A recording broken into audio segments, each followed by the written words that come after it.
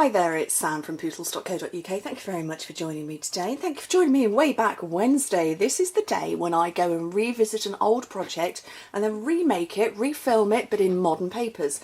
And today's project is this one. Let me put it on auto. Oh dear, let's have the phone flip around. This is this one. It's a no stick box. You do not need any glue or adhesive whatsoever. Love it. And this was from a Sunday project. I used to do a Sunday project where I mashed up my working life with Stampin' Up with Southhill Designs. Unfortunately, I am parting company with Southhill Designs, but I still loved this project, and I wanted to remake it as a sort of a nod to some great times that I had and to the massive amount of jewellery that I've still got hanging around. So if you need anything, let me know. But I loved it, and this was one of their locket boxes, and it is a completely no-stick box. So I'm going to show you how to make it, and I am going to be following my instructions, which is what you all follow. And this has been a wonderful education in seeing what you see. So I'm just going to pop my phone there so I can see what I'm doing. Okay, so a piece of cardstock that measures 7 by 4 inches, which is 17.6 by 10.2 centimetres. All the details are going to be on my blog, as they are right now, but they will be on this project as well. So don't worry about writing them down, there is a lot of them.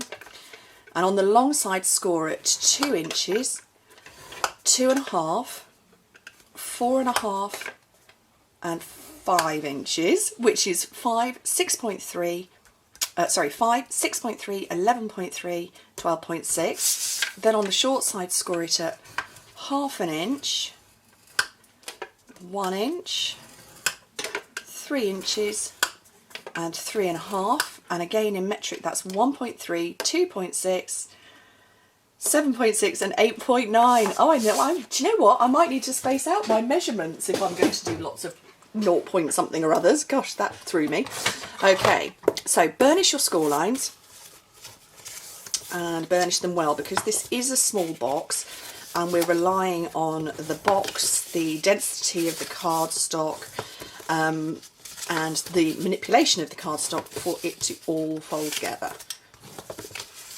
And it's so cute though. You can get a couple of these from a sheet of DSP without, sorry, a sheet of cardstock without any issue whatsoever. Okay, so there are plenty of bits to remove, and I'm going to scribble, and I'm just going to bring down. I might actually take over this photo. This is, I put this photo in my original project, so I think I might carry it over for you into the blog post for today's project, so you can see it as well. But I'm actually going to follow that. Actually, you know what? Shall I bring it on here, and then you can see that. There you, oops, I've made that too big. There you go. You can see what I'm doing there as I'm doing it. So I'm trimming, and when you come to these little squares, you've got 2 of them, notch into them, because that will help the close, and we're all about helping the close, most definitely.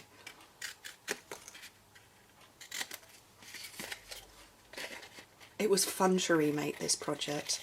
And like I say, it's you know, I'm sad to say goodbye to Southhill Designs. I had the best time, but I'm very happy to be staying with Stampin' Up. Okay, and I'm very pleased that I am at the moment, I am still with Southhill Designs. I'm actually still working with my team, helping them transition across to the new company, and with my fabulous upline who has been a massive support. So I am still working with them. Yeah, okay, sorry, I'm concentrating now. Can't concentrate and think and speak at the same time. Okay, let's trim some more bits.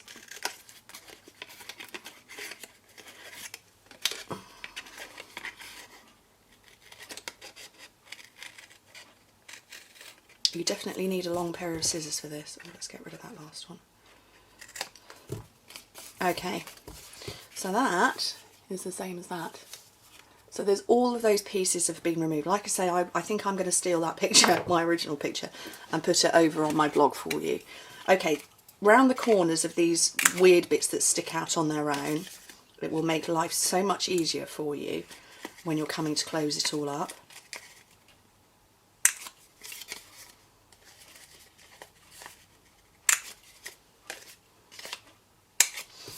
There we go, and then that out of the way. And then when it folds round, determine which one is going to be your front or back. I actually want it to, this tab to go into the front. So that one there, I'm going to put my piece of DSP in, which I've lost the measurements for. Oh, the DSP measures 1 3/4 by 1 3/4 inches.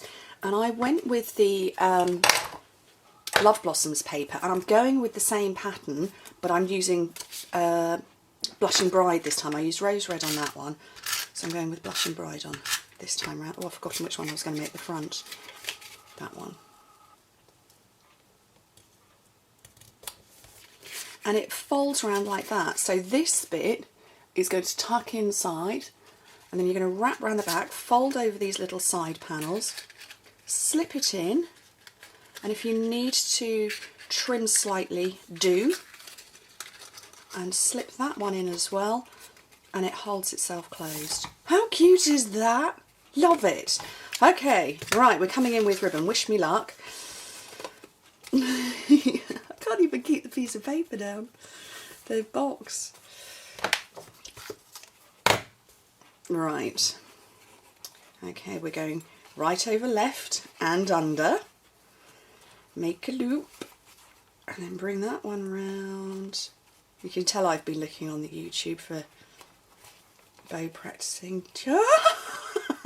I did it! It's the cutest little bow and I did it! Oh, yeah, worry about me. I worry about me. I'm happy with that. I'm not going to fiddle with it anymore. I'll probably untie it and never be able to do it again. Okay. Let's not faff with that anymore. Right, so on this one I used the You're So Lovely stamp set. I realised that I've kind of got a bit addicted to it, and I've decided I'm going to go with Grateful Bunch because I actually want to pull out the flower. That's this one here. And I'm going to go with the one that says You're Totally Awesome, but I actually only want the words awesome. I only want the word awesome, I should say. So I've got some Blushing Bride here. And I'm going to try and ink up just that bit. It's probably not going to work at all. We'll do our best. Because I want to use the word window punch. Oh, it did work. Oh, look at that. And I left that tiny little bit of writing. Perfect. Whoops. Sponge around the edges. And then I'm actually going to stamp this one this time. I didn't before, I just stuck a candy dot in the middle. And it's this flower here, which you can actually stamp all three and then punch all three at the same time with the Blossom Bunch punch. But obviously, again, I just want the little one, so I'm just going to ink up that diddy little chap. Too cute! And then line it up with my punch. So if you stamp a single one in the corner and punch out just the flower. Cutie. And then I think I'm going to go with, what shall I put in the centre of it? A pearl or a crystal? Ooh, a crystal I think. Basic rhinestone. Into the middle, and then I want the edge of some dimensionals. Because the word window punch is narrow, you can't fit a full dimensional, but half of one works brilliantly.